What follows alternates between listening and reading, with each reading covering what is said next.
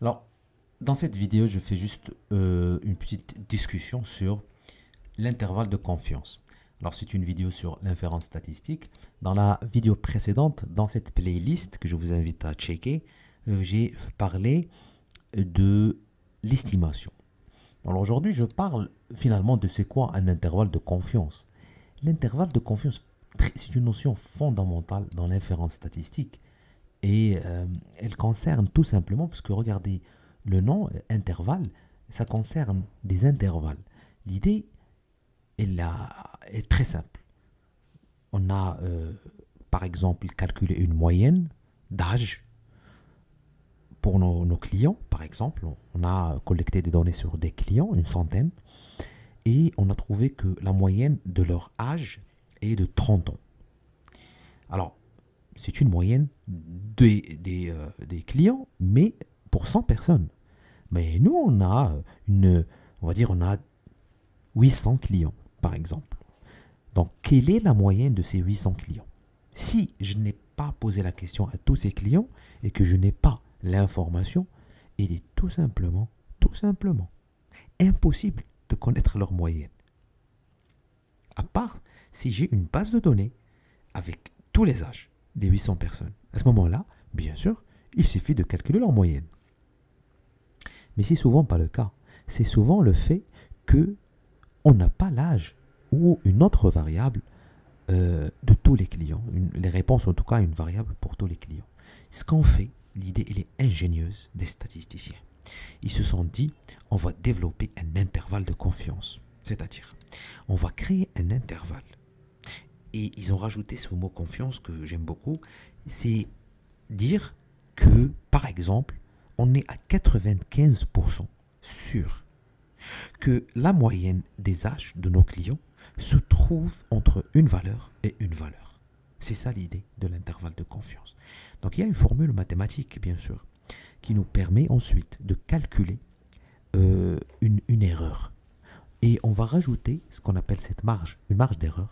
On va la rajouter à quoi? À notre moyenne d'âge, aux 30 ans qu'on a trouvé dans l'échantillon. On va la rajouter à 30 ans. On aura une borne supérieure. De quoi? De l'intervalle de confiance. Et on va soustraire, retrancher la marge d'erreur qu'on va calculer avec la formule mathématique de la moyenne. Et on aura également la borne inférieure de l'intervalle de confiance. De cette manière, on aura constitué notre intervalle de confiance. Donc, comment on appelle 95% ou 90% ou 99%? On les appelle des niveaux de confiance. C'est-à-dire, je vous dis, je suis confiant à 95% que la moyenne des âges de mes clients est située entre 25 ans et 32 ans. Regardez, la moyenne, elle était de 30 pour 100 personnes. Mais moi, je vous dis, pour 800 personnes, tous mes clients, je suis confiant que l'âge se situe entre 28 et 35. Comment j'obtiens ça? Tout simplement en calculant l'intervalle de confiance avec une formule que je vais vous montrer dans la vidéo suivante.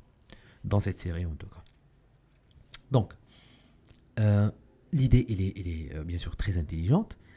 Grâce à ce niveau de confiance, vous pouvez construire un intervalle autour de la valeur que vous avez obtenue. Bien sûr, on peut faire la même chose. Ce qu'on fait avec la moyenne, on peut le faire avec la variance, on peut le faire avec une fréquence, on peut le faire avec un écart type, etc. Vous avez compris l'idée? On peut même le faire, bien sûr, avec bien sûr les bêtas. Lorsqu'on fait de la régression, les coefficients. On peut le faire. D'ailleurs, vous avez toujours les intervalles de confiance en statistique. Et les intervalles de confiance, c'est très important de comprendre leur idée avec un truc très simple comme la moyenne. Et ensuite, ils sont utilisés partout dans les ouvrages et dans les exercices, dans les chapitres, etc. Mais l'idée, elle est très simple. L'idée, c'est que on doit estimer un paramètre. On appelle ça, par exemple, une moyenne de la population. Rappelez-vous, les 800 personnes. Donc, on ne peut pas le faire directement.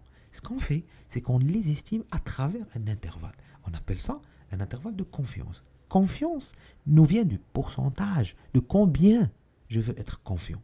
On appelle ça un niveau de confiance.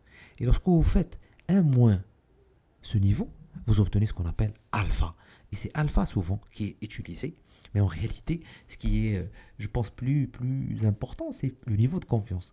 Donc, si vous avez un niveau de confiance de 95%, le alpha, c'est tout 100 moins 95. Ça vous donne 5%.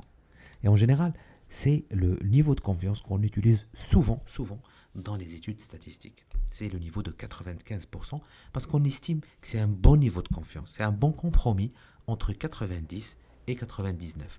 Mais des fois, vous allez trouver un niveau de 96, un niveau de 92, etc. En général, le minimum, c'est 90. Bien sûr, vous n'aurez jamais un niveau de confiance de 100%, parce que ça n'a pas de sens.